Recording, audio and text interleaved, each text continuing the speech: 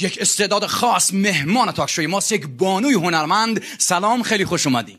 سلام به شما آقای روندی عزیز و بیننده‌های خیلی خوبتون. به خاطر محدودیت هایی که داریم معذوریت داریم از پخش تصویر ایشون. بفرمایید که در چه زمینه شما استعداد دارین؟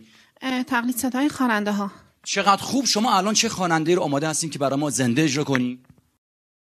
توی یک دیوار سنگی دو تا پنجره اسیرن، دو تا خسته دو تا تنها، یکیشون تو یکیشون من.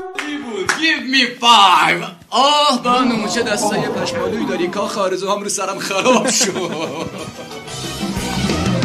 چی به پای تو بریزم لایق پای تو باشه، چی بخونم که به تو